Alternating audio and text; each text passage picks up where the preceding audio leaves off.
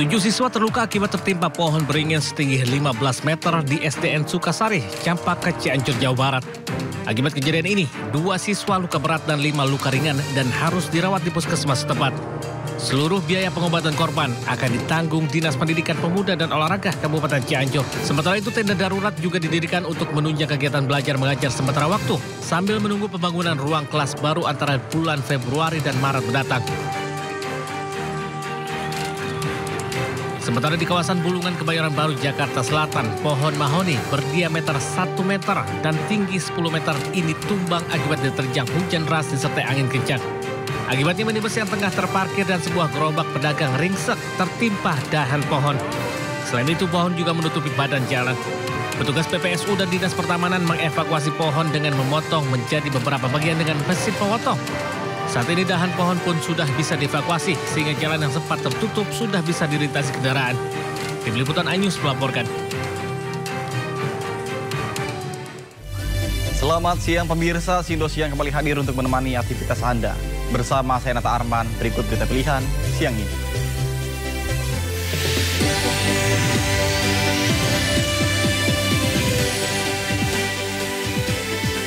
Petugas pemadam kebakaran terus melakukan pemadaman api di wilayah beberapa gudang di kawasan Dadap, Panggrang, Banten.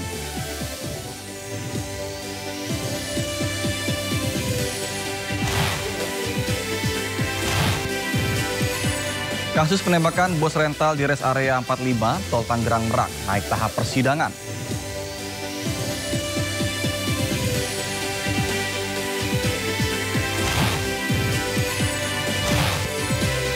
Mulai hari ini hanya pengecer yang memiliki NIB yang dapat menjual gas melon atau LPG 3 kg.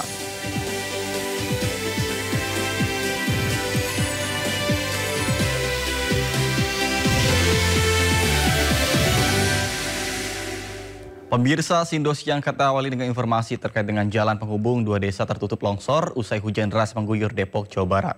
Sementara di Kudus dan Pekalongan banjir juga masih merendam pemukiman warga.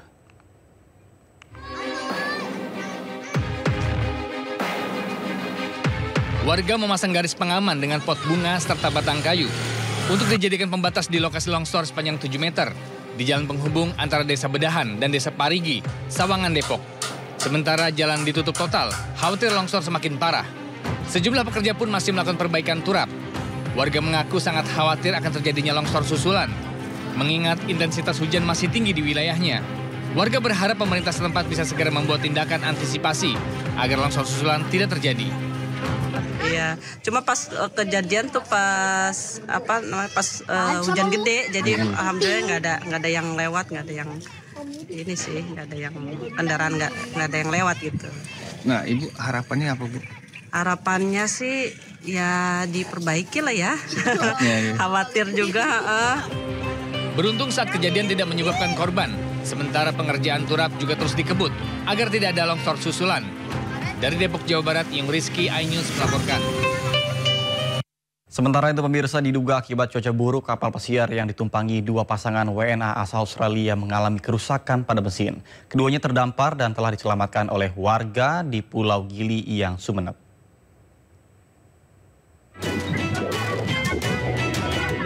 Dua WNA asal Australia ini terdampar di Pulau Gili Iyang, Sumeneb, Jawa Timur. Diduga cuaca buruk dan mesin kapal yang ditumpangi rusak membuat keduanya terombang-ambing di perairan. Walt Peter John 63 tahun dan Delph Catherine Winford 61 tahun awalnya berlayar menuju Pulau Nusa Tenggara Timur. Namun kapal yacht yang ditumpangi pasangan lansia ini mengalami kerusakan mesin dalam perjalanan. Sempat terdampar di Laut Sumeneb, Walt dan Delph akhirnya diselamatkan warga di Pulau Gili Iyang. Warga langsung memberikan sarung untuk mereka gunakan sebagai pengganti pakaian yang basah. Kapal yang terdampar di Pulau Gili Iyang, Kecamatan Duke, di mana kapal tersebut memuat 2 penumpang suami istri yang berasal dari Australia. Dan saat ini kedua korban dalam keadaan selamat dibantu oleh warga. Kapal yacht milik turis ini sudah dievakuasi dan selanjutnya pihak kepolisian akan membantu menghubungi teknisi untuk memperbaiki mesin kapal. Dari Sumeneb, Madura, Jawa Timur, Faris Purnama, iNews melaporkan. Pemirsa, jajaran Polda Bali berhasil menangkap 1 dari 9 terduga pelaku penculikan dan perampokan terhadap seorang warga Ukraina. Terduga pelaku yang merupakan warga Rusia ditangkap di Bandara I Gusti Ngurah Rai saat mencoba kabur ke Dubai.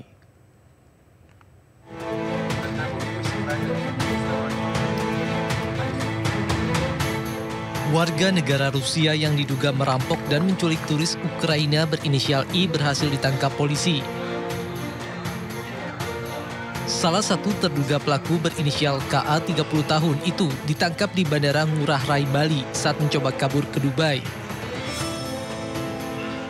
Terduga pelaku menjalani pemeriksaan oleh penyidik Polda Bali untuk mengungkap perannya dalam tindak pidana tersebut. Dilaporkan maupun dalam sekitar jam 7 malam, anggota kita mengamankan salah satu dari 9 yang dilaporkan oleh pelapor ya.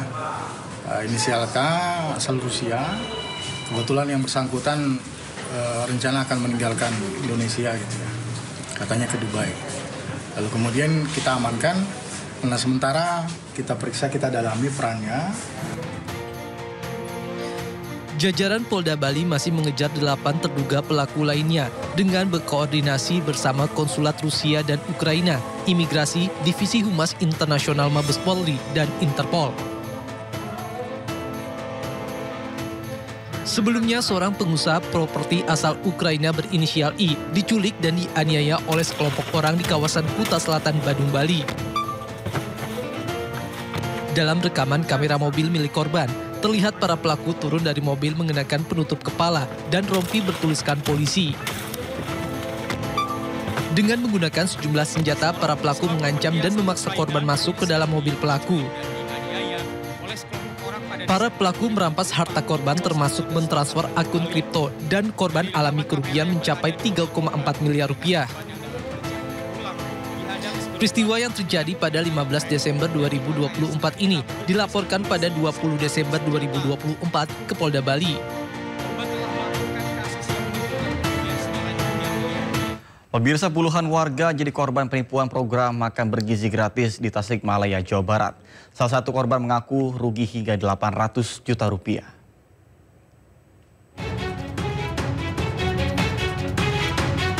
Tiga 35 orang menjadi korban penipuan modus perekrutan kerja dalam program makan bergizi gratis di Tasikmalaya. Awalnya korban diminta menyetorkan uang untuk mendapatkan sertifikat halal sebagai syarat kemitraan sebesar 8,5 juta hingga 20 juta rupiah. Penipuan dilakukan seorang yang mengaku sebagai perwakilan salah satu paguyuban dan menawarkan peluang sebagai pemasok makanan. Tak hanya itu, korban juga dijanjikan akan mengikuti bimbingan teknis sebagai persiapan menjadi pemasok makanan dalam program MBG.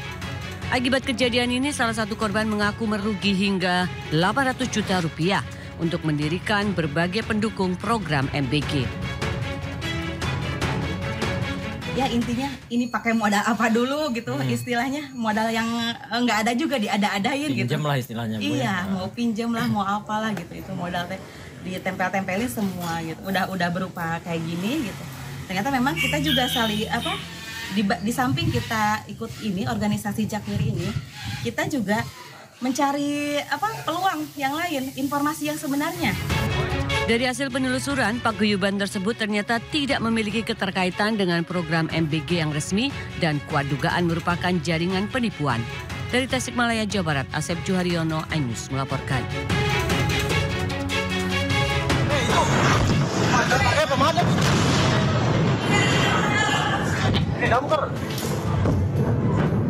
Jebol kan pagar pik.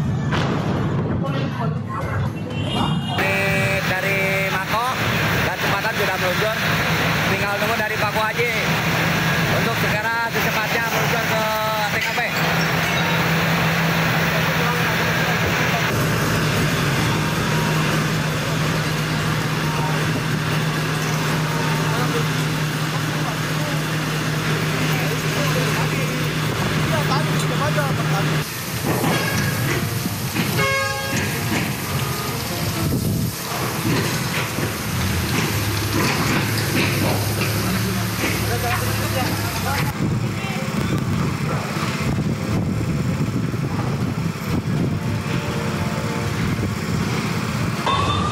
Izin Bu Salom, api sudah mulai membesar, mohon bantuan untuk pos terdekat.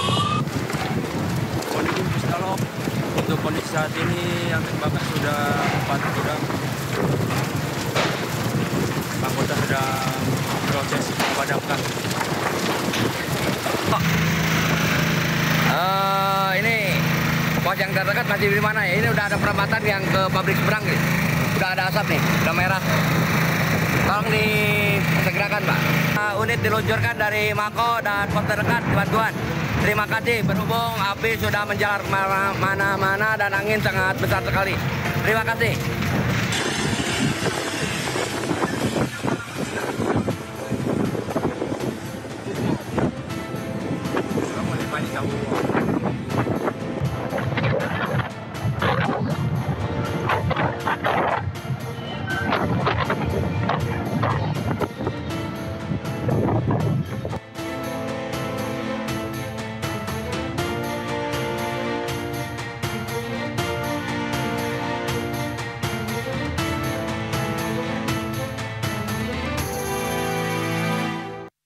Informasi lainnya pemirsa, kebakaran terjadi di area pergudangan kawasan Dadap Kabupaten Tangerang, Banten.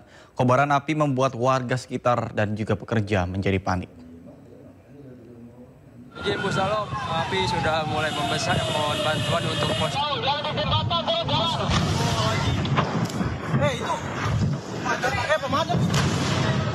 Minta unit diluncurkan dari Mako dan warga dan para pekerja panik saat kebakaran terjadi di area pergudangan kawasan Dadap Kabupaten Tangerang, Banten. Kebakaran diduga terjadi pada pukul 11 Jumat siang tadi dari gudang bahan kimia yang ada di kawasan tersebut. Udah ada asap nih, udah merah.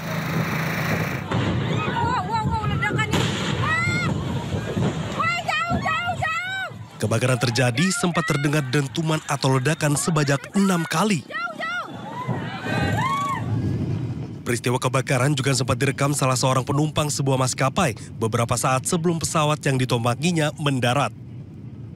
Tampak dari udara asap pekat membumbung tinggi hingga hampir mengenai pesawat. Hingga kini petugas masih berusaha memadamkan api di lokasi kebakaran. Sementara itu, belum ada informasi mengenai penyebab kebakaran maupun adanya korban jiwa. Dari Kabupaten Tangerang, Banten, Tim Liputan iJus melaporkan. Pemirsa, hingga hari ini petugas pemadam kebakaran masih terus melakukan pemadaman api di beberapa lokasi gudang di kawasan Dadap Tangerang, Banten yang terbakar sejak kemarin sore. Kebakaran gudang di area komplek pergudangan Dadap Tangerang, Banten menghanguskan 9 gudang mainan anak, sepeda, kompor, dan beberapa bahan kimia dari 13 gudang lainnya. Bahkan hingga kini api belum dapat dipadamkan dan terus dalam penanganan oleh tim petugas pemadam kebakaran. Tim petugas damkar mengerahkan 14 mobil pemadam kebakaran dan juga 60 personil. Tidak ada korban jiwa pada insiden ini dan hingga saat ini belum ada informasi resmi dari tim pemadam kebakaran terkait dengan penyebab kebakaran terjadi.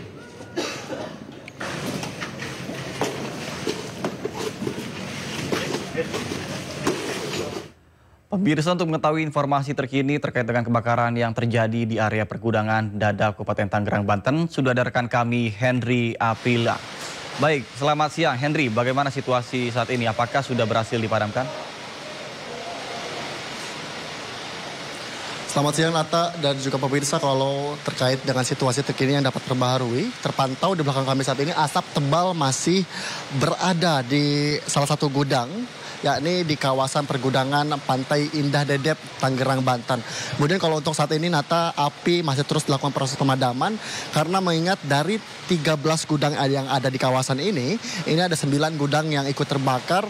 Kemudian juga informasi lain yang kami terima, adapun sejumlah kesulitan yang disampaikan oleh pihak damkar terkait dengan proses pemadaman karena mengingat dari beberapa gudang yang terbakar ini salah satunya adalah gudang mainan, kemudian juga adapun juga beberapa alat elektronik seperti kompor dan juga bahan kimia yang juga ini menjadi satu kesulitan. Kemudian kesulitan lainnya adalah mengingat cuaca atau angin di kawasan ini cukup kencang. Ini pun yang menjadi satu kesulitan karena dari angin tersebut ini menjadi satu kendala penyebaran api di beberapa gudang-gudang lainnya. Kemudian juga informasi lainnya kami terima dari insiden ini tentunya tidak ada korban jiwa dan dari insiden ini kemudian juga kami kami belum menerima informasi lebih pasti dari pihak kepolisian maupun dari pihak damkar sendiri dan juga pihak BPBD penyebab dari insiden kebakaran sendiri.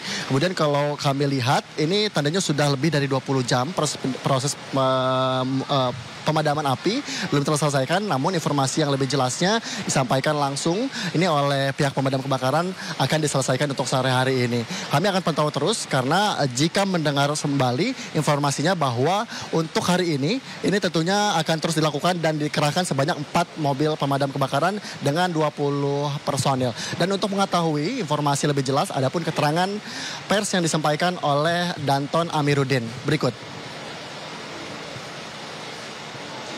Proses sekarang lagi tahap pemadaman. Proses pemadaman nggak terlalu besar, hanya sekedar pendinginan. Ada sebagian berapa titik yang masih nyala api. Kalau untuk informasi, alhamdulillah korban jiwa tidak ada. Kalau untuk penyebab, kita masih belum mengatakan Bu ya. Masih dalam proses penyelidikan kepolisian. Ya baik, Nata, berikut tanggapan terkait dengan keterangan pers yang disampaikan oleh Danton Amiruddin bahwa memang untuk proses yang akan dilakukan untuk hari ini akan terus bergulir sampai dengan sore hari maupun malam hari seperti yang disampaikan.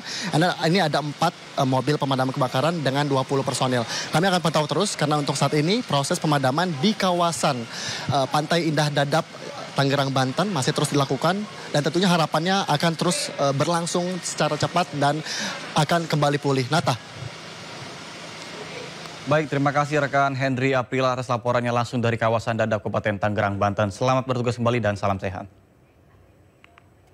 Pemirsa, tim DVI Rumah Sakit Polri Kramat Jati, Jakarta Timur kembali mengidentifikasi 3 jenazah korban kebakaran Glodok Plaza, Jakarta Barat.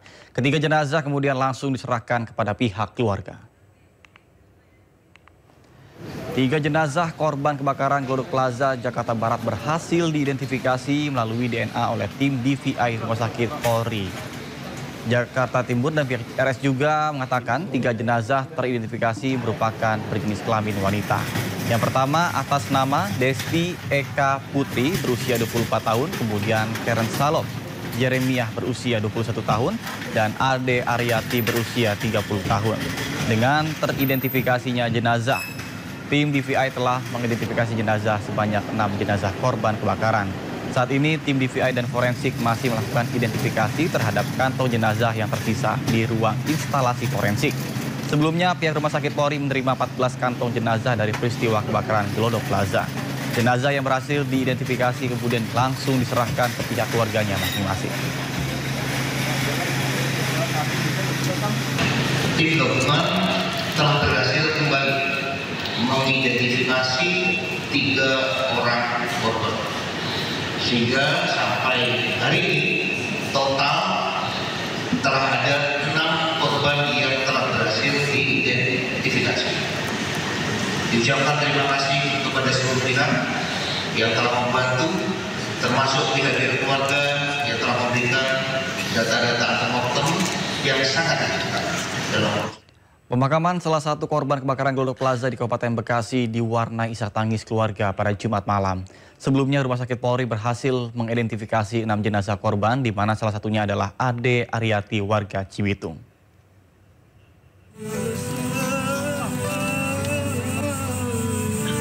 Duka mewarnai pemakaman Ade Aryati, salah satu korban kebakaran Glodok Plaza di tempat pemakaman umum Ki Uyut Mubin, Kampung Selang Nangka, Cibitung, Kabupaten Bekasi, Jawa Barat.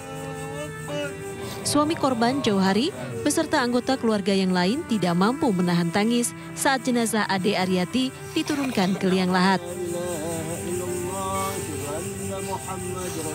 Menurut Jauhari, istrinya bekerja sebagai kasir di lantai 9. Dan saat kebakaran terjadi, korban yang memiliki riwayat sakit sesak nafas diduga pingsan karena terjebak kepulan asap pekat kebakaran.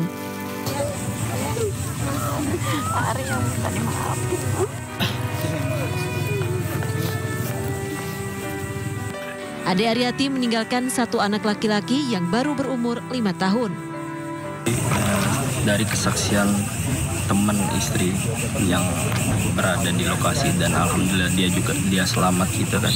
Dia cerita bahwasanya awal kejadian itu istri itu melihat duluan ada terjadi kebakaran. Posisi dia di lantai 9, terus dia ngabarin ke lantai 8 pakai telepon via outlet gitu, nyuruh yang di lantai 8 turun gitu. Ya mungkin istri berusaha untuk turun dan dia juga kebetulan ada riwayat sesak ya. Mungkin di saat dia mau turun mungkin dia udah terjebak sih gitu. Dari Bekasi, Jawa Barat, Didit Junaidi, iNews melaporkan. Polda Metro Jaya terus selidiki kasus dugaan pemerasan dari bos sebuah klinik kesehatan. Informasinya sesaat lagi, tetap bersama kami di Sindo Siang.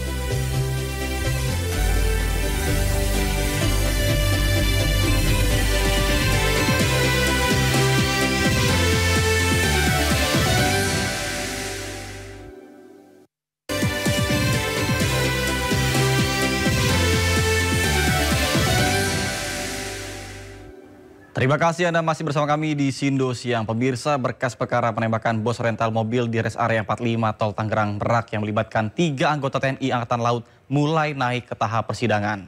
Auditorat Militer Jakarta menyerahkan berkas perkara ke Pengadilan Militer 208 pada Jumat pagi untuk segera disidangkan.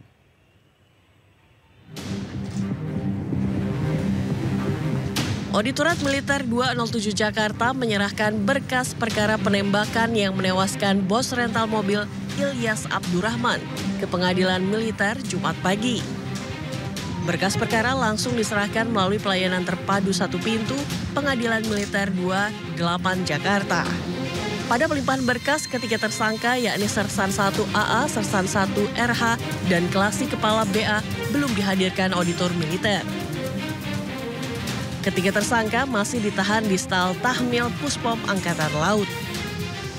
Dalam berkas perkara tersebut, pihak auditorat juga menyertakan 19 orang saksi ke persidangan. Adapun satu korban penembakan yang kondisinya masih sakit akan diajukan sebagai saksi tambahan. Saksi baik sipil atau militer, bahkan ini mayoritas sipil nanti akan dihadirkan. Yang belum ada di dalam berkas perkara, itu nanti akan kita panggil sebagai saksi tambahan. Intinya persidangan ini seperti yang disampaikan, bersifat terbuka, transparan, dan akuntabel.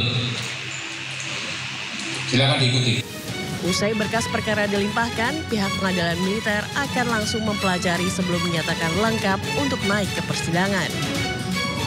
Ketiga tersangka dikenakan pasal berlapis dalam kasus penembakan ini. Sebelumnya penembakan terhadap bos rental mobil terjadi pada 2 Januari lalu di res area kilometer 45 Tol Tangerang Merak, Banten. Polisi memastikan peristiwa ini berkaitan dengan bisnis rental kendaraan. Maling mobil, maling mobil!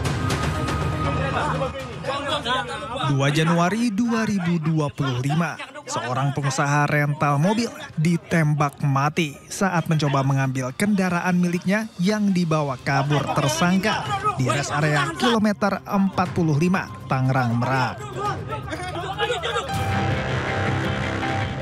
Nahasnya lagi, sebelum kejadian penembakan, anak pemilik rental mobil menceritakan penolakan pihak kepolisian untuk melakukan pendampingan atas laporan yang dibuat oleh korban. Polisi mengaku penolakan pendampingan karena korban tidak dapat menunjukkan dokumen kepemilikan mobil. Pencurian mobil berawal saat AS yang menyewa mobil korban selama 3 hari sejak 31 Desember. Namun saat 1 Januari 2025, GPS yang dipasang di mobil sengaja dirusak pelaku. Ada 2 perangkat GPS mobil yang telah dipotong tepat di Pandeglang. Namun, 1 GPS aktif belum diputus pelaku. Korban lakukan penelusuran hingga berpapasan dengan mobil miliknya. Dan situasi pun berubah tegang saat pelaku mengaku sebagai TNI Angkatan Laut mengancam sambil mengeluarkan senjata api. Merasa terancam, anak korban meminta pendampingan dari Polsek Cinangka Anyer, namun ditolak kepolisian dengan alasan saat pelaporan korban tidak membawa surat-surat penting kepemilikan mobil yang sah. Nah, inisiatiflah kita minta tolong ke polsek terdekat. Pada saat itu polsek yang terdekat Polsek Cinangka. Nah, kita mampirlah ke Polsek Cinangka itu, kita menceritakan kejadian ini, dan kita bilang kita pemilik mobil, rental mobil, bukan leasing mobil. Tapi si polsek ini salah menduga, katanya saya dari leasing, padahal saya udah bilang dari awal. Saya minta perlindungan atau pendampingan ya untuk mengambil motor tersebut. Polisi yang bertugas pada saat itu ternyata tidak bersedia untuk mendampingi. Ada rasa kecewa di situ ya. Ternyata dari polseknya pun nggak bisa, jadi dia minta izin dulu ke Kapolsek. Dia telepon dulu petugas yang jaga malam pada saat itu. Setelah telepon ke Kapolsek, ternyata tetap nggak bisa juga katanya. Katanya takut kejadian kayak leasing, takutnya leasing. Padahal saya sudah bilang kalau saya ini rental mobil, pemilik mobil, dan saya membawa bukti-bukti kepemilikan mobil seperti BPKB, STNK, dan kunci serep juga, gitu. Sekira jam 3.00 WIB, kedatangan satu unit mobil minibus yang berisikan kurang lebih 6-7 orang pria dewasa, yang saat itu ketika dikonfirmasi yang bersangkutan menyatakan bahwa itu dari leasing, sementara kawannya lagi menyatakan bahwa itu dari rental. Bermaksud untuk meminta pendampingan untuk melakukan penarikan satu unit kendaraan mobil di Cinangka. Menurut keterangan dari yang bersangkutan bahwa pada saat itu mobil itu sempat diikutin dari Paneglang muter sampai ke arah Cilegon, sehingga melintaslah di wilayah kita. Namun pada saat yang bersangkutan meminta untuk pendampingan dari personel kita, ya tentunya personel kita yang paling utama adalah menanyakan legalitas ataupun identitas daripada kendaraan yang akan ditarik itu. Kemudian dalam masalahnya masalah apa? Saya kira itu wajar, karena untuk mengetahui kira-kira apa nih permasalahannya, gitu loh. Nah, kemudian ketika itu ditanyakan, rupanya yang bersangkutan memburu waktu atau tergesa-gesa. Pengejaran kembali terjadi hingga ke area tol Tangerang Merak kilometer 45. Pelaku menembak korban Ilyas Abdurrahman di dalam minimarket. Korban tewas terkena tembakan di bagian dada dan tangan kiri. Tim Liputan iNews melaporkan. Pemirsa, buntut dugaan kasus pemerasan mantan Kasat Reskrim Polres Metro Jakarta Selatan AKBP Bintoro dan AKBP Gogo Galesung menjalani patsus di Subdit Paminal Bitpropam Polda Metro Jaya. Sementara kuasa hukum korban pemerasan mengungkap fakta baru bahwa kliennya telah merugi senilai 17,1 miliar rupiah.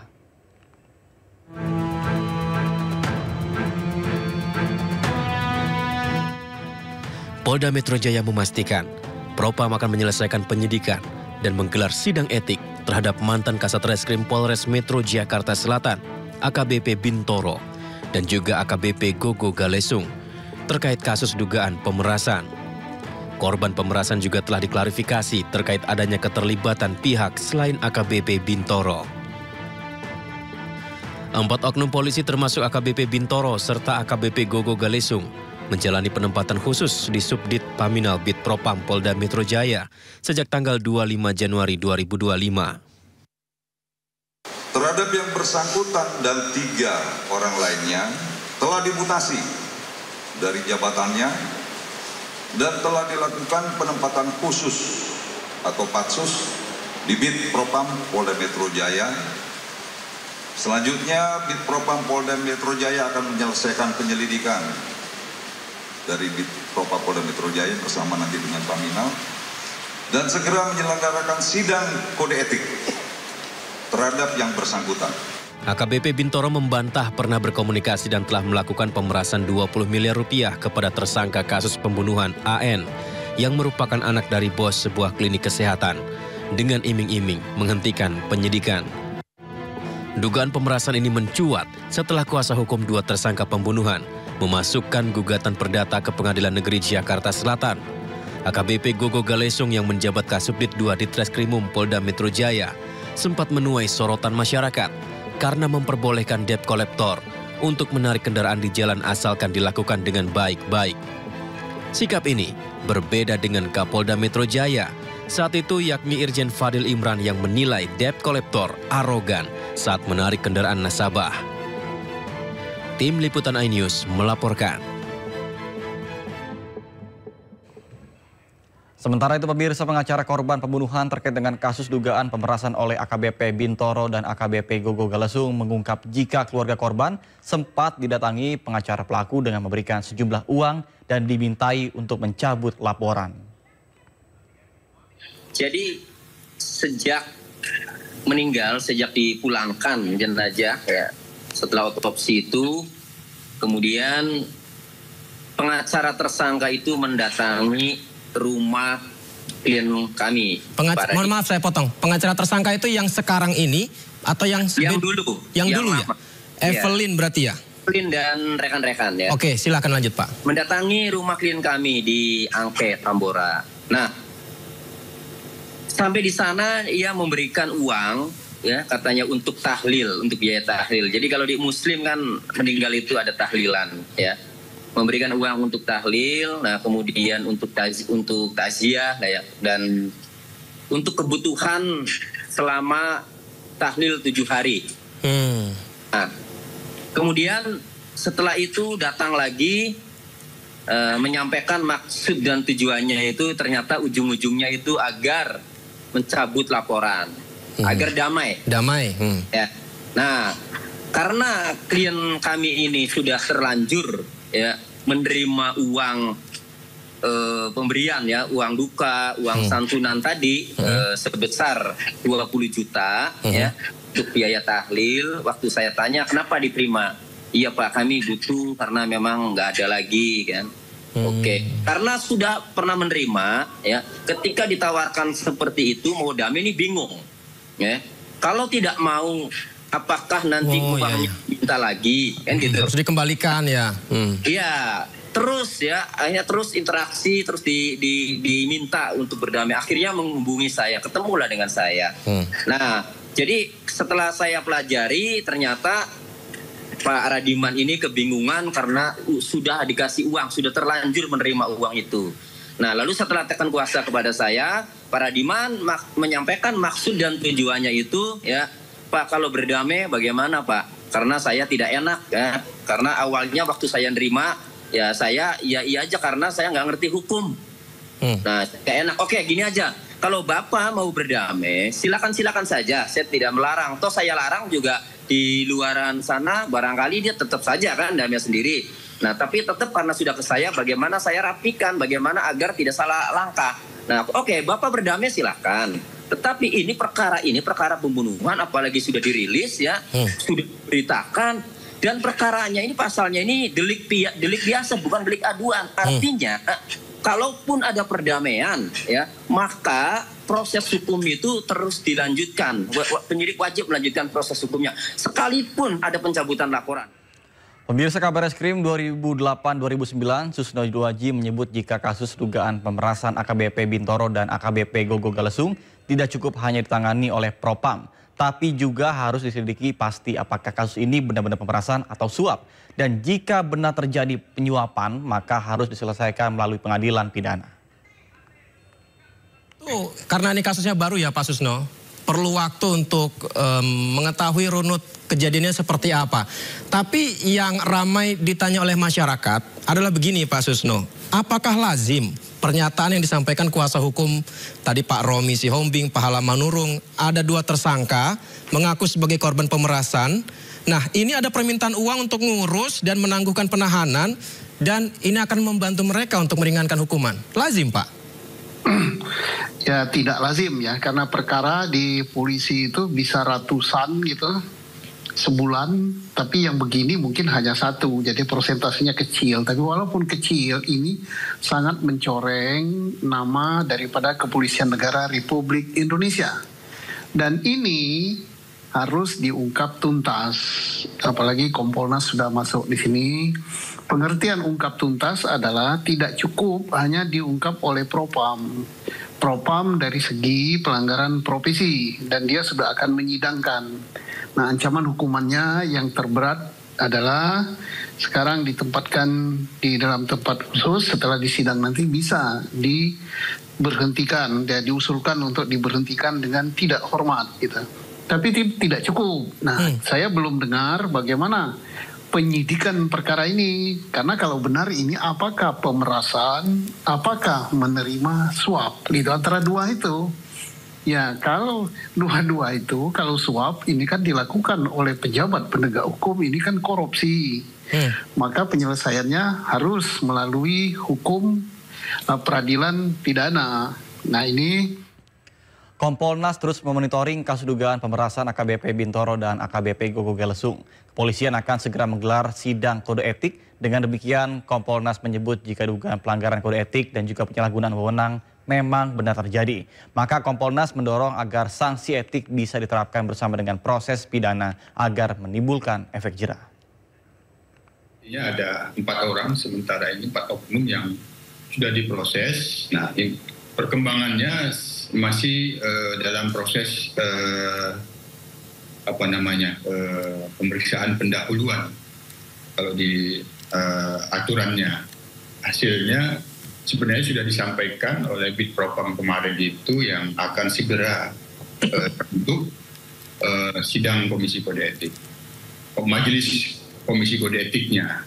Dengan demikian, karena sudah diminta juga klarifikasi dari korban, sehingga kita bisa memandang ini sudah ada dugaan pelanggarannya, dan disampaikan juga sudah ada pengakuan melakukan penyalahgunaan kewenangan.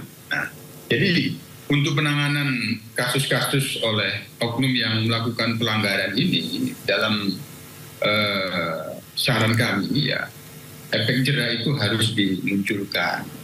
Artinya pimpinan Polri ya, dalam hal ini Kapolda Metro yang kemarin sudah baru selesai menuntaskan kasus DWP, ini efek jera agar tidak ada lagi yang melakukan penyimpangan, itu harus dibangun efek jera. Jadi kami mendorong kaitannya dengan dugaan pemerasan yang dilakukan oleh 4 oknum yang dipaksuskan oleh Propam pada saat ini, tidak hanya berhenti bagaimana proses kode etiknya. Kalau bisa, kalau memang sudah ada fakta, itu ada unsur pidananya, simultan saja ada proses pidana yang dilakukan juga, sehingga tidak menunggu. Pemirsa, pemerintah Indonesia mendesak Malaysia untuk melakukan investigasi secara menyeluruh atas kasus penembakan 5 WNI oleh Agensi Penguatan Maritim Malaysia. Pemerintah juga memastikan akan memberikan bantuan hukum bagi 4 korban lainnya yang saat ini masih dirawat di Malaysia. Penembakan 5 pekerja migran asal Indonesia oleh Agensi Penguat Kuasa Maritim Malaysia sungguh menyisakan duka. Bagaimana tidak, 1 diantaranya tewas sementara 4 lainnya terluka. Presiden Prabowo Subianto pun meminta pemerintah Malaysia untuk menginvestigasi kasus penembakan yang terjadi di perairan Tanjung Ru, Selangor, Malaysia itu. Pemerintah juga memastikan akan memberikan bantuan hukum bagi 4 korban lainnya yang saat ini masih dirawat di Malaysia. Ya, itu sedang kita tentunya berharap ada investigasi, ya kan. Tapi sekali lagi saya ingatkan bahwa jangan mau ikut-ikut dalam kegiatan ilegal. Kalau nyelundup ke negara asing, risikonya negara asing akan bertindak. Jadi rakyat kita jangan mau dibohongi oleh sindikat-sindikat yang berjanji ini, berjanji itu. Ya, kita waspada, kita ingatkan, tapi kita juga yakin bahwa pihak Malaysia akan melaksanakan penyelidikan yang terbaik. Kasus penembakan 5 WNI oleh aparat Malaysia itu pun tak ayal memantik amarah warga Indonesia. Kamis 30 Januari 2025, ratusan massa yang tergabung dalam Konfederasi Serikat Pekerja Indonesia bersama dengan Partai Buruh menggelar aksi demonstrasi di Kedutaan Besar Malaysia dan Kementerian P2MI. Massa menuntut agar aparat Malaysia yang melakukan penembakan dapat diadili serta meminta pemerintah Malaysia untuk bertanggung jawab atas peristiwa ini.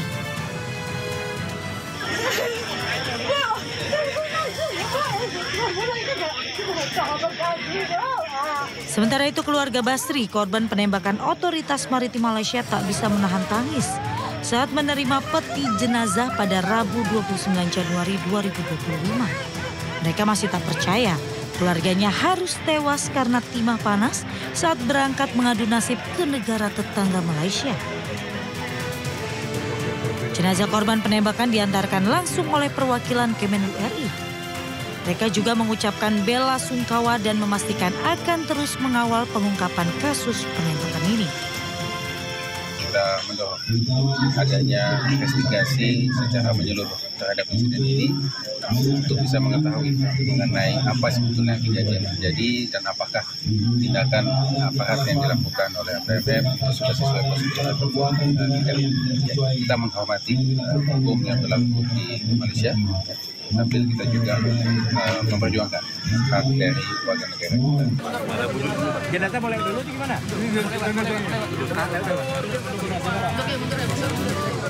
Perjuangan memulangkan jenazah Basri menempuh jalan panjang. Setelah sebelumnya pemerintah Malaysia sempat melarang KBRI untuk bertemu dengan korban selamat dan melihat jasad korban yang tewas. Kementerian Perlindungan Pekerja Migran Indonesia terus mendorong agar pengungkapan kasus ini berjalan transparan. Tentu kita menghormati proses yang ada dalam ini, dalam negeri mitra, dan kita juga minta kepada Kemenlu untuk mendorong agar penegak hukum di sini dibuka transparansi, jadi terang benderang proses-proses ini sangat jauh.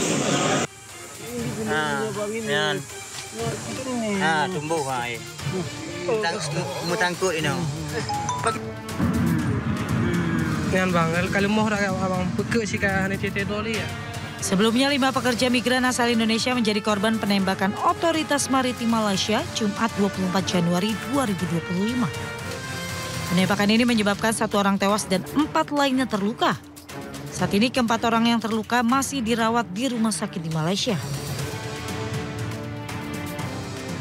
Sebelumnya otoritas Malaysia telah mengeluarkan kronologi yang menyebutkan bahwa kapal WNI diduga menabrak kapal patroli otoritas maritim Malaysia. Otoritas Malaysia menerima laporan kapal terdampar di Laut Barat Daya Pulau Kare. Namun kedua korban selamat membantah menyerang patroli Malaysia. Pemerintah Indonesia pun melakukan investigasi terkait peristiwa tersebut.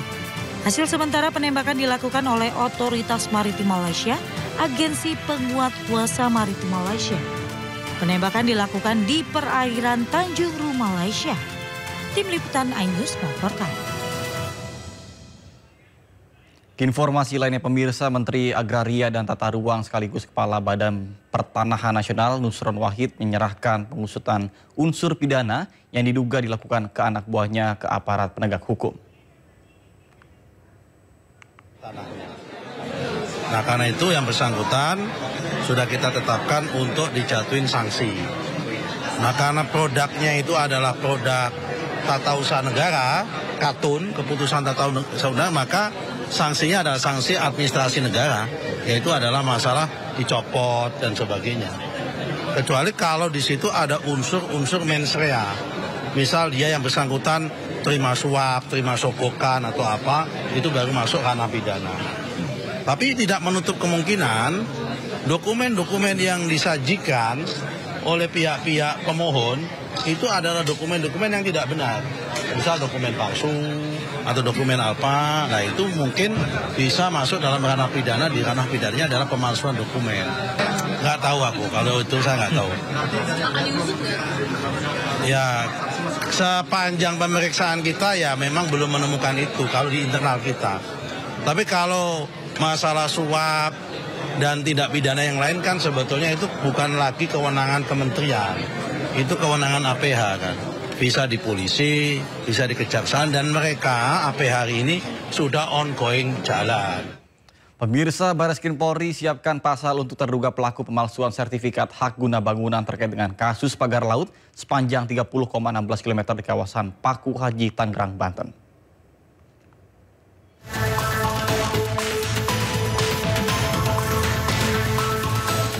Sejak dimulainya penyelidikan dalam kasus pagar laut di Tangerang, Banten, Barreskrim Polri telah mengumpulkan barang bukti dan keterangan terkait terbitnya sertifikat hak guna bangunan yang saat ini telah dibatalkan oleh Kementerian ATR BPN. Ditemui di Mabes Polri pada Jumat sore, Dirtipidum Barreskrim Polri Brigjen Pol Juhandani Raharjo Puro mengatakan pihaknya telah menyiapkan beberapa pasal dalam kasus ini, yaitu pasal pemalsuan surat, keterangan palsu, penyalahgunaan wewenang, dan tindak pidana pencucian uang.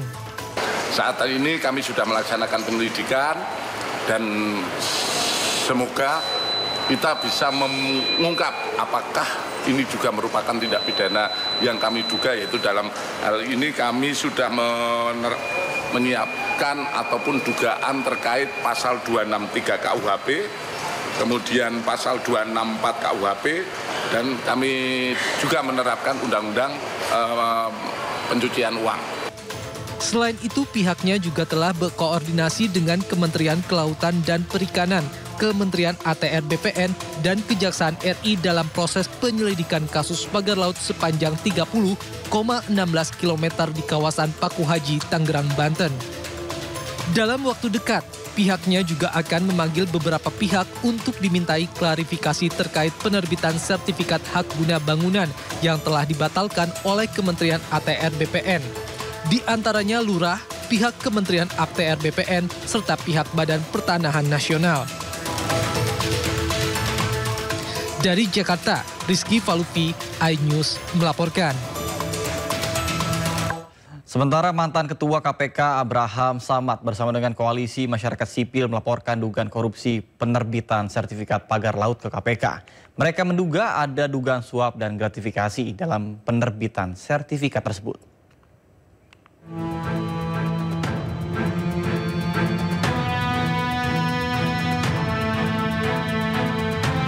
Koalisi Masyarakat Sipil melaporkan dugaan korupsi penerbitan sertifikat pagar laut di Tangerang, Banten ke Komisi Pemberantasan Korupsi.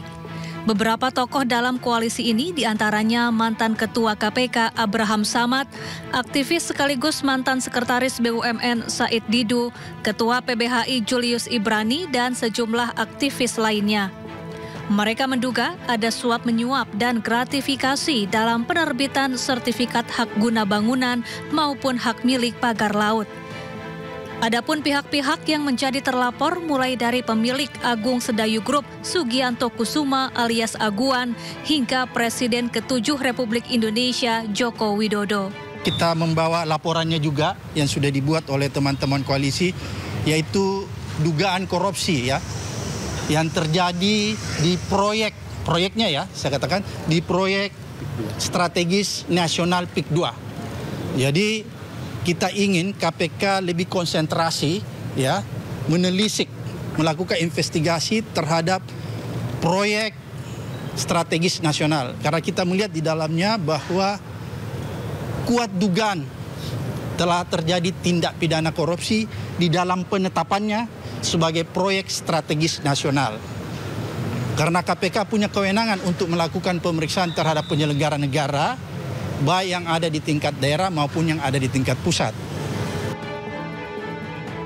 Pimpinan KPK kemudian menerima audiensi Koalisi Masyarakat Sipil sebagai bentuk pelibatan publik dalam upaya pemberantasan korupsi.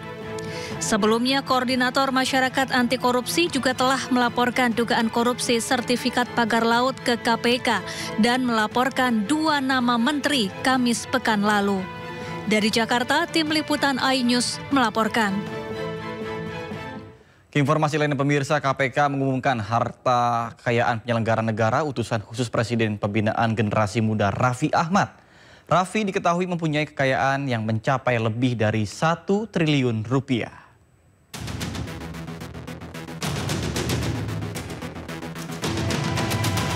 Komisi Pemberantasan Korupsi KPK mengumumkan laporan hasil kekayaan penyelenggara negara LHKPN Raffi Ahmad yang saat ini menjabat sebagai utusan khusus Presiden bidang pembinaan generasi muda dan pekerja seni. Disebutkan kekayaan Raffi Ahmad mencapai 1 triliun rupiah. Kekayaan Raffi Ahmad tersebut terdiri dari aset tanah dan bangunan yang tersebar di Tangerang, Depok, Jakarta Selatan, hingga Makassar.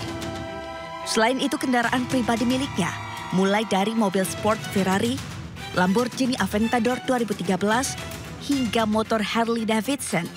Kemudian harta kekayaannya juga berasal dari harta bergerak dan surat-surat berharga. Selain Raffi, sebelumnya KPK juga merilis LHKPN para pejabat, termasuk menteri di Kabinet Merah Putih. Dan menteri yang memiliki harta kekayaan paling banyak adalah Menteri Pariwisata Widianti Putri yang memiliki harta kekayaan hingga 5 triliun rupiah. Tim Liputan A-News melaporkan. Perusahaan busana olahraga asal Jerman Adidas dikabarkan akan PHK 500 karyawan. Informasi selengkapnya usai jeda berikut, tetap bersama kami di Indosiar.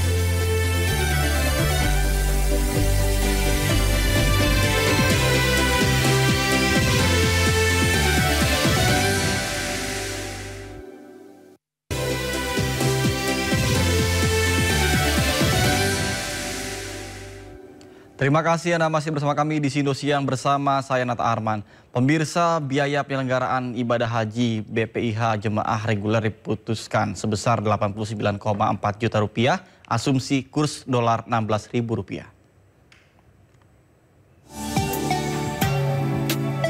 Sejak pagi, kantor Kemenak Jember disambangi calon jemaah haji. Mereka antusias melunasi tabungan haji atau sekedar menanyakan informasi seputar penurunan ongkos haji. Situasi ini menunjukkan betapa kebijakan pemerintah memberi angin segar bagi masyarakat, terutama keluarga yang ingin mewujudkan mimpinya ke Tanah Suci.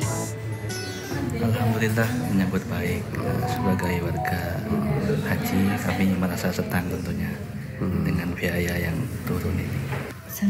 Senang itu. Ini nanti akan berangkat sama keluarga, ibu sendiri nanti kalau sudah pelunas sama suami. Ini memang harapan pemerintah sejak awal ya, insya Allah Pak Presiden juga sudah wanti-wanti ya, mengupayakan agar biaya haji ini ditekan seminimal mungkin, artinya lebih murah lah ya. Itu harapannya seperti itu.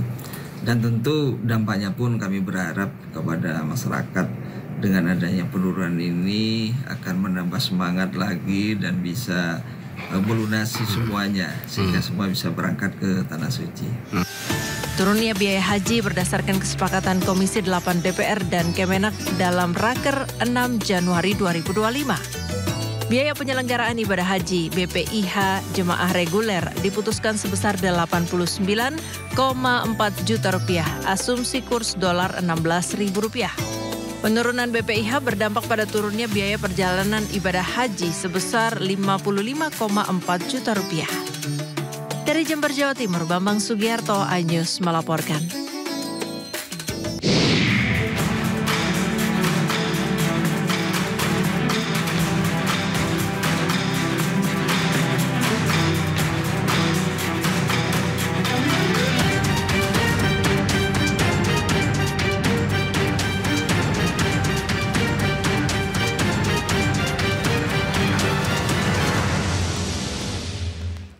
Pemirsa, mulai hari ini gas melon atau LPG 3 kg hanya boleh dipasarkan oleh pangkalan yang memiliki nomor induk berusaha atau NIB. Para pengecer akan diarahkan menjadi pangkalan resmi Pertamina sehingga LPG 3 kg tidak boleh dijual di warung-warung pengecer yang belum memiliki NIB. Para pengecer dapat mendaftarkan melalui sistem OSS untuk mendapatkan NIB. Pendaftaran yang dilakukan secara online ini diharapkan dapat selesai dalam waktu 1 bulan. Pemerintah telah mengeluarkan kebijakan bagi pengecer atau toko kelontong sudah tidak diperbolehkan menjual gas subsidi 3 kg atau gas melon pada 1 Februari 2025. Pengecer harus mengantongi NIB atau nomor induk berusaha dengan mendaftarkan di OSS atau Online Single Submission. Wakil Menteri SDM berharap bahwa kebijakan ini dapat memperpendek mata rantai penyaluran LPG 3 kg sehingga risiko oversupply dan penyalahgunaan gas melon bisa dihindari. Jadi yang pengecer itu ya justru kita jadikan pangkalan, itu ada formal untuk mereka mendaftarkan nomor induk berusaha terlebih dulu.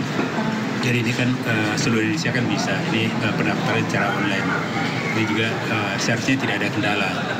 Tapi itu beneran berlaku per 1 Februari? Per 1 Februari. Peralihan dari pengecer ke itu? Ya karena itu kan ada jeda waktu kita berikan untuk 1 bulan. Berarti pengecer bisa daftar jadi pangkalan atau agen? Pangkalan, jadi pangkalan. Pemirsa, pemerintah telah mengeluarkan kebijakan bagi pengecer atau toko kelontong sudah tidak diperbolehkan menjual gas subsidi 3 kg atau gas melon pada 1 Februari 2025. Dan apakah sistem tersebut akan berjalan sesuai dengan peraturan pemerintah yang sudah ada? Dan sudah ada rekan kami Dilami Aulia melaporkan langsung dari pangkalan LPG Wartimbang Raya Kebayoran Lama, Jakarta. Selamat siang Dilami, silakan dengan laporan Anda.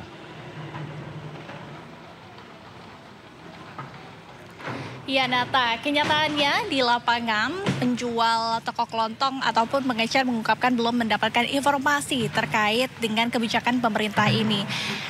Dan memang kebijakan ini seharusnya memang sudah diterapkan per 1 Februari 2025 atau tepatnya pada hari ini. Pemerintah memberlakukan kebijakan bahwa pengecer sudah tidak bisa menjual gas LPG 3 kg atau gas melon. Bukan serta-merta pengecer dihilangkan begitu saja Nata, namun pengecer ini akan diarahkan untuk menjadi pangkalan di mana pengecer harus mendaftarkan atau mengantongi nomor induk berusaha atau NIB dan juga melakukan online registration di OSS atau Online Single Submission sehingga mereka bisa mendaftarkan usahanya. Nah, mengapa pemerintah mengeluarkan kebijakan ini? Kalau misalnya berkaca terkait dengan ucapan dari Menteri Keuangan Sri Mulyani mengungkapkan bahwa untuk subsidi dari gas LPG 3 kg saja per 2024 sudah dikeluarkan anggaran serupa 80,3 triliun rupiah.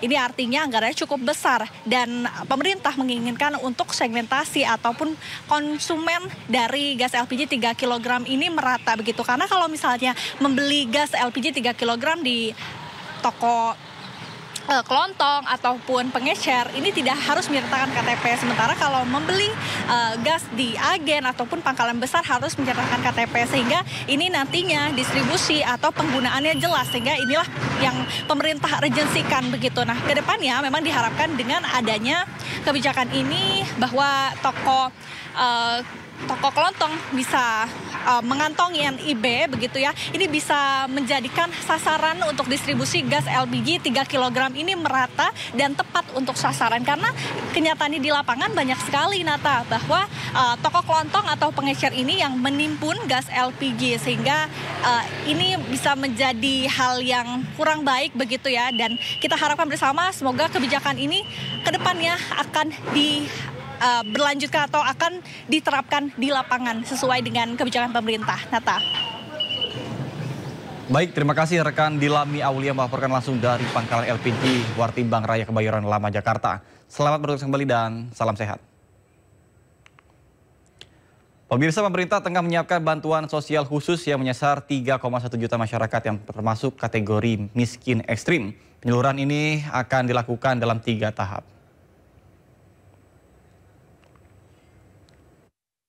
Kita tengah menyiapkan bantuan sosial khusus yang menyasar 3,1 juta masyarakat yang termasuk kategori miskin ekstrim. Bantuan tersebut ditargetkan mencapai sasaran dalam kurun waktu 6 bulan ke depan. Menurut Menteri Koordinator Bidang Pemberdayaan Masyarakat Abdul Muhaimin Iskandar, dalam penerapannya penyaluran bantuan khusus tersebut akan dilakukan dalam 3 tahap. Tahap pertama, pemerintah berniat meningkatkan bantuan khusus bagi 3,1 juta masyarakat miskin ekstrim yang disasar. Tahap kedua, pemerintah menyediakan akses kepada masyarakat miskin ekstrim dari golongan usia produktif. Dan tahap ketiga, pemerintah mendorong masyarakat miskin ekstrim untuk meningkatkan kualitas hidup mereka secara mandiri. 3 bulan ke depan kita akan mensasar 3,1 juta warga miskin ekstrim ini untuk mendapatkan bantuan khusus supaya semakin cepat meninggalkan posisi level miskin ekstrim ini. 3 bulan berikutnya kita harapkan mulai bisa mengakses kepada yang masih produktif untuk bekerja. Berdasarkan data Badan Pusat Statistik, pendataan masyarakat kategori miskin ekstrim menggunakan standar Bank Dunia, yakni 2,15 US dollar per kapita atau sekitar Rp391.000 per kapita per bulan. Berdasarkan standar tersebut, di Indonesia terdapat sekitar 790.000 kepala keluarga yang masuk kategori miskin ekstrim. Saat ini angka kemiskinan di Indonesia tercatat mencapai 8,57% dari total jumlah masyarakat. Dengan persentase tersebut diperkirakan ada 24,06 juta orang yang terhitung sebagai masyarakat miskin.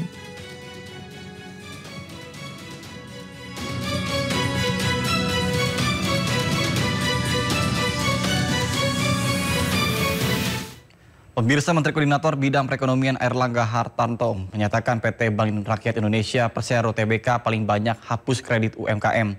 Apalagi kebijakan hapus utang dan tagih ini merupakan bentuk keberpihakan pemerintah untuk mendorong pengembangan bisnis UMKM.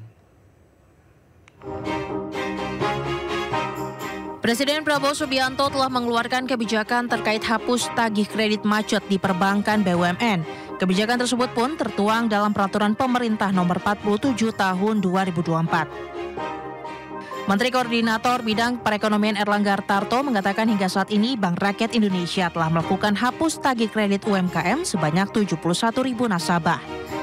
Hapus tagih utang tersebut diakui yang terbesar dibanding lainnya.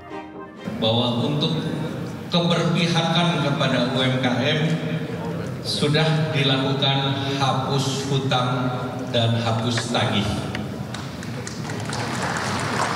Dan dari monitor yang terbanyak hapus tagih adalah Bank BRI. Jadi ini rekor ini tadi tidak dicatat. Kalau nggak salah 71 triliun ya Pak. 71 triliun hutang masyarakat sudah dihapus tagih oleh BRI. Erlangga menambahkan kebijakan hapus utang dan hapus tagih ini merupakan bentuk keberpihakan pemerintah di bawah Presiden Prabowo Subianto untuk mendorong pengembangan bisnis UMKM. Selain itu, agar UMKM dapat lebih berkembang lagi, pemerintah juga memberikan kredit investasi di sektor padat karya seperti tekstil, alas kaki, makanan, minuman, hingga furnitur.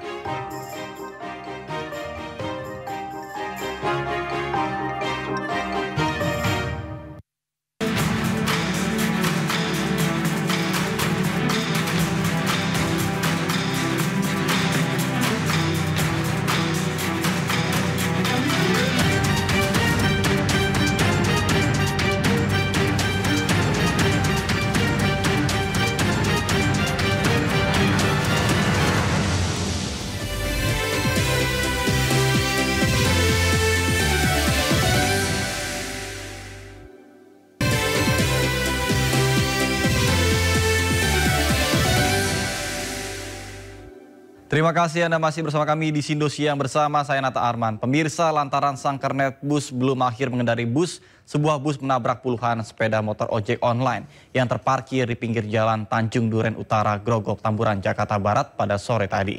Seorang pengemudi ojek online mengalami luka di bagian kepala dan langsung dilarikan ke rumah sakit.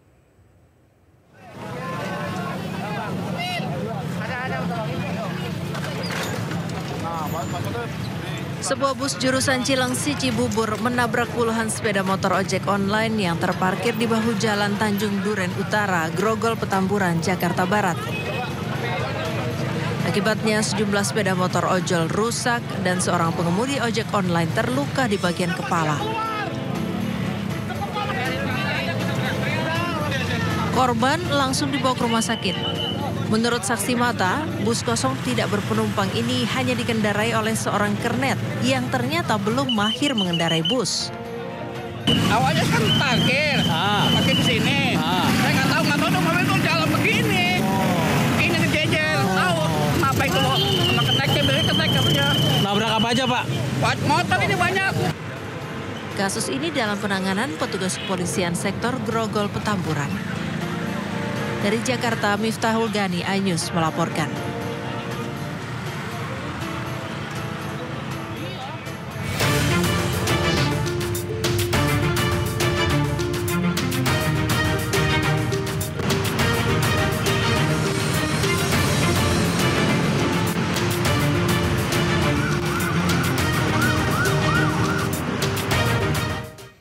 Pemirsa, saatnya kita simak pantauan arus lalu lintas siang ini dan kami telah terhubung dengan Brigadir Cici Yarangga dari NTMC Polri yang kini berada di kawasan Pancoran, Jakarta Selatan.